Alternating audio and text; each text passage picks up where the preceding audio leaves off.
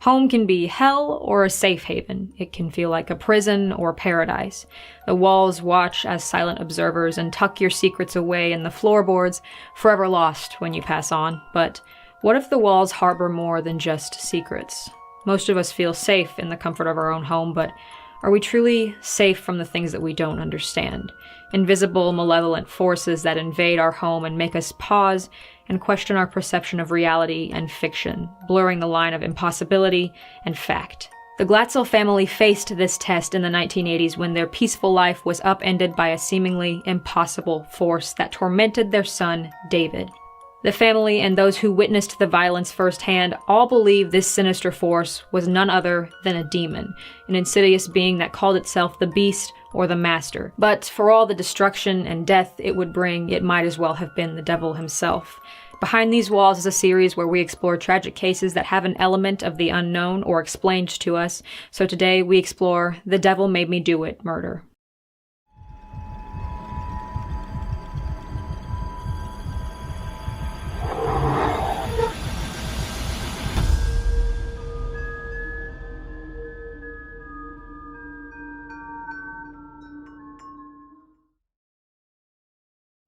In the early 1980s, the town of Brookfield, Connecticut was as quiet and peaceful as it had ever been. The town was home to around 13,000 residents, the likes of which had never seen a homicide in all of the town's 193 years of history. So it's natural to assume Brookfield felt like a little paradise, safe from the violence of the outside world, a place where neighbors looked after one another, and where nobody had anything to be afraid of. The Glatzels felt that safety, until an intruder invaded their temporary home in the summer of 1980.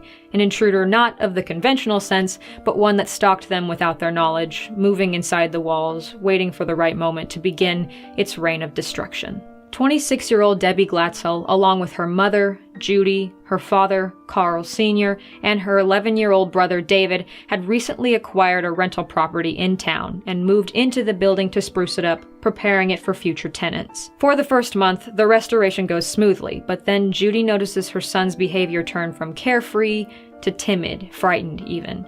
And on several occasions, she witnesses David be shoved by an invisible force onto his bed. She told herself she was just seeing things, but with some coaxing, David reluctantly confessed he'd been seeing an old man with burnt-looking skin in the house who threatened to steal his soul. And Judy found this strange. David had never been interested in the macabre or anything even remotely frightening. In fact, he seemed to have an aversion to any sort of darkness. David also wasn't one to lie or embellish stories for attention. Still, she told herself it must have been his imagination, though it soon became abundantly clear that something much more disturbing was going on. One July night, David woke from a deep slumber, sobbing uncontrollably, saying a beast visited him, a man with big black eyes, a thin face with animal-like features, with jagged teeth, pointed ears, horns, and hooves. The beast told David the family couldn't move into the house or they would face violent consequences. The Glatzels initially dismissed his claims, but as time went on, it became abundantly clear that something was very, very wrong with David. Fearing for her family and brother, Debbie asked Arnie Johnson, a 19-year-old tree surgeon, and her fiancé to move in with them, to help with the rental property and for added protection, though from what she couldn't say. Arnie agreed and moved in with the family in June of 1980, but the nightmare was just beginning. David's visions only grew stronger after Arnie moved in. At night, he glimpsed the hoofed creature stalking the hallways, staring at him with black eyes. And during the day, David claimed the beast took the form of an old man dressed in a flannel shirt and jeans, and would growl at him from the corners of the rooms in foreign languages. The family didn't see the beast, but did witness signs of its inhabitants in the house. They frequently heard footsteps, slamming doors, and disembodied voices out of nowhere. David himself was changing too. He'd once been a happy-go-lucky child, but had withdrawn into himself, missing school, and gaining 60 pounds within a matter of months. He developed unexplained bruises around his wrists and neck, which his mother said was the result of being choked by unseen hands, something she claimed she witnessed several times. David suddenly began speaking in harsh Latin, spitting insults at his family in a language he had no prior knowledge of. And there were also times when he seemed more animal than human, growling and hissing at his family members. Then there were the times when he seemed like an entirely different person. He often recited passages from the Bible or from Milton's Paradise Lost under his breath, speaking in voices that didn't sound like his own. Nightfall was a dreaded time in the Glatzel home, as David hardly slept. His nightmares had escalated into full-on terrors, and he had to be watched constantly to assure that he didn't hurt himself. If he wasn't having nightmares, he was convulsing or going through an odd spell of contorting his body and doing 30 minutes of rapid-fire sit-ups, something his mother said was impossible for him in recent months due to his weight gain. So at this point, the family decided that they needed help. They first went to the church, thinking the authorities would never buy their story. St. Joseph's Catholic Church sent several priests to bless the house, but to no avail. The activity only worsened. So they turned to medical professionals and sent David to a family physician who said he was completely normal, minus a slight learning disability. The Glatzels took the physician's advice and sent David to a private school for disturbed children, but still, nothing was helping him come out of his darkness. When he became violent, the family alerted the police in October 1980, just in case anything happened to them, but the authorities ignored their warning, leaving them alone and desperate, unsure of who to turn to. Which is when they came across famed demonologist, married couple Ed and Lorraine Warren, who assured them that they would do everything in their power to get to the bottom of whatever was happening to David and try to restore peace in their home. 54-year-old Ed and Lorraine Warren began their careers as professional artists, but pursued a more personally fulfilling path when they began conducting investigations for families being haunted by malevolent spirits or demonic entities. They were renowned in the paranormal realm and intellectual circles. Ed, a demonologist, and Lorraine, a clairvoyant, seemed like the only two people left in the world that the Glatzels could turn to when all other paths had led to nothing. Ed and Lorraine traveled to the Glatzel home to meet with David, and immediately both sensed something was off. While speaking with the boy, Lorraine claimed she watched as a black, misty shape took form next to him, and David suddenly began complaining of being choked. And almost as if on cue, red marks appeared across his neck. The Warrens felt the entity was dangerous and meant David and his family harm. The couple came back numerous times, trying to understand exactly what was tormenting David, only they realized they were dealing with a full-on possession. David made violent references to murder and stabbings, and they believed he would snap at any moment. So the Warrens turned to the church to enlist their help, and St. Joseph's sent 4 priests over the course of 3 lesser exorcisms. During the exorcisms, David would lash out violently, especially towards the clergymen. He bit, snarled, spit, and kicked as if he were fighting against restraints, and his family witnessed him contort his body into impossible positions, and he even allegedly levitated. While the priest performed the exorcism, Ed questioned the entity possessing David and found that they were dealing with far more than one demon. According to Ed's recounting, he said, "We know there are 43 demons in the boy. We demanded names, and David gave us 43. But later on, an authority at the church said that while the Glatzel matter had been investigated, no exorcism was ever performed. The priests who'd been involved were coincidentally transferred to other parishes around the time. The whole Glatzel family and Arnie Johnson were exhausted from the numerous exorcisms and sleepless nights, and were distressed seeing David suffer and feeling powerless to help. Arnie's exhaustion mounted and sparked, and he would explode in anger, taunting the demon, telling it to possess him instead. And Arnie claimed that he even came face to face with the demon at one point, and, infuriated by the torment it was causing David, he, quote, looked deep into its black eyes, something that Ed and Lorraine Warren had warned him never to do, and something that he would later regret. Not long after his encounter, Arnie crashed his car into a tree, leaving him shaken but unharmed. He told Debbie he'd felt a presence invade his body and force him to crash the car.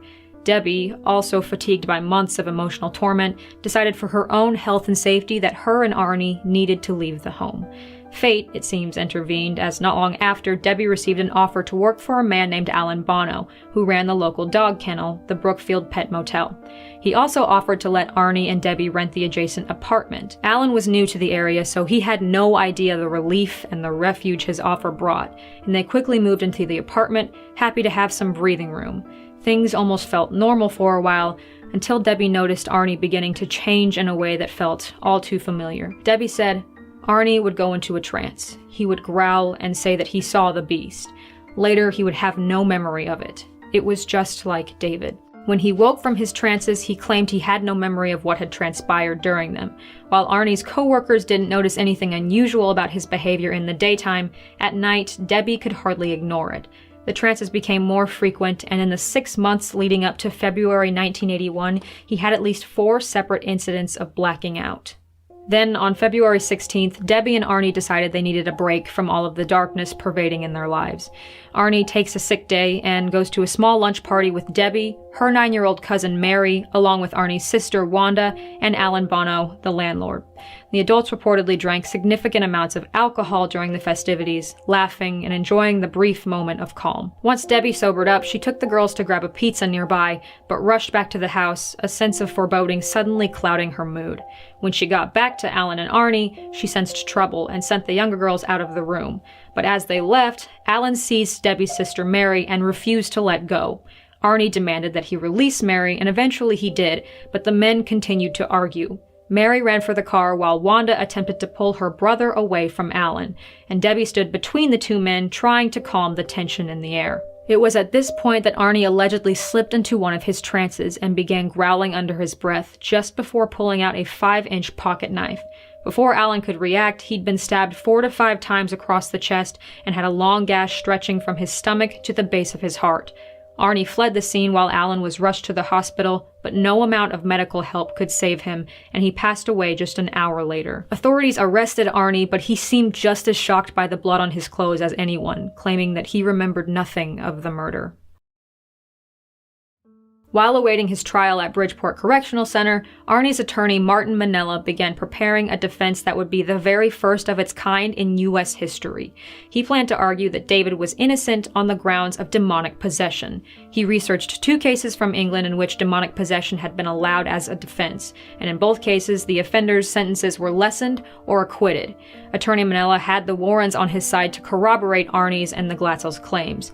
Lorraine said she'd even witnessed the moment that the demon transferred from David to Arnie during the exorcisms. Once the media caught wind of the planned defense in the murder trial, they turned it into a spectacle, labeling it the Demon Murder Trial and the Devil Made Me Do It Trial. But while the mainstream media sensationalized Alan's death and the trial, the defense obviously had its fair share of critics. Dr. M.B. Schimmelman, an assistant clinical professor of psychiatry at Yale, said any patient he'd ever treated that claimed to be possessed were all schizophrenics, and with proper treatment, the delusion went away. Members of the clergy also thought the defense was a sham. Father Thomas Lynch, a chancellor of the Archdiocese in Hartford, Connecticut, said 99% of people who claim that they are possessed are not. But we must also remember that the priest who had given the all-clear for the exorcisms, along with the priest who had performed it, either outright denied that it had ever happened or remained silent in the clear move of distancing themselves from the case entirely. The Warrens said that this was a lie, claiming the younger priests received permission from the archbishop to perform the exorcisms. Attorney Minnella even threatened to subpoena those who had been involved in the exorcisms if they didn't come forward as witnesses. But again, all of those priests were transferred. So the trial began on October 28, 1981, and Minnella made his argument saying that Arnie was innocent under the grounds that he was possessed by a demon at the time of the murder. Alleged audio recorded evidence was shown to the jury, proof of the priests approving of the exorcisms. Even still, the presiding judge Robert Callahan wasn't convinced and said the defense would not be allowed. Minnella was forced to find another way to defend his client and claimed self-defense. After hearing the case, the jury took 3 days to deliberate and came back with a guilty verdict of first-degree manslaughter on November 24, 1981. Arnie was sentenced to 10 to 20 years in prison, but was released just after serving 5.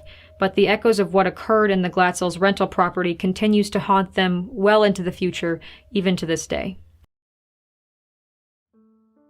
Following the murder and the prison sentence, the Warrens helped co-author a book with writer Gerald Brittle that detailed the accounts of the Glatzel family during the possession, a book titled The Devil in Connecticut.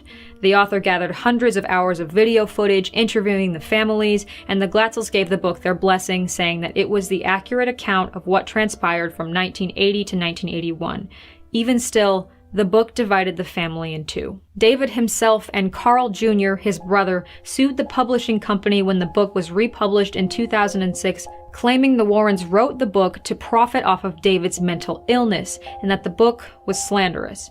Carl's distaste for the book also possibly stemmed from the fact that he was made out as a sort of villain within it, as he was the only one who didn't believe the supernatural explanation of what was happening to David. The rest of the family disagreed with David and Carl, however, saying that the brothers were merely suing the publishing company because they needed money, and that everything in the book was the true account of what happened. The Warrens have also never changed their story, saying David was possessed and later Arnie, which caused the murder. The priests, of course, have remained silent on this matter. And despite the manslaughter conviction and his time in prison, Arnie and Debbie married upon his release and are still together to this day. The couple even gave their first-hand account in the Discovery Channel's program A Haunting in an episode titled Where Demons Dwell. They still wholeheartedly support the Warrens' account as factually accurate. So what is the truth behind all of this? Were David and Arnie truly possessed by a demon, or is there a more science-based explanation, perhaps schizophrenia as the psychiatrist suggested? Was it really an act committed by the devil, or was the rage felt by Arnie so visceral and primal that the only name we can give it is that of one of the most feared symbols in history? We will probably never know, as there is so much in this world that remains unexplained to us. Before we go, please remember that none of this reflects my personal beliefs. I'm simply telling you the story as I researched it and the details that I gathered. But more importantly, no matter what this family went through, it clearly put them through hell and resulted in the death of an innocent man. So I think that's important to keep in mind while speculating. No matter what you believe, or if you disagree with someone's conclusion, a family suffered and a man died as a result of whatever happened to David and Arnie. And that is something that has probably haunted them for far longer than their year of hell in Brookfield, Connecticut. And clearly it has drawn a wedge between family members, so I ask you for respect in the comments as always, and to keep all of that in mind. And if you take anything away from this video at all, just remember as you go throughout your day-to-day, as you come across strangers or family members, remember sometimes you have no idea what they're struggling with or what goes on behind closed doors in their homes, so show kindness and an open heart. Thank you all for giving this tragic case a moment of your day. If you liked the video, don't forget to give it a thumbs up, and I hope you'll stick around for more and hit that subscribe button, as I've always got more videos on the way. If you're looking for something along the lines of this video, you can click the top box over there and it will take you to my playlist of strange and unsolved cases, or if you need something a little more lighthearted but are still looking for dark content, you can click the bottom box to get some of my list videos. Thank you all for watching. Don't forget, you never know what someone's struggling with today, so be kind to those you encounter, stay safe, and have a good night.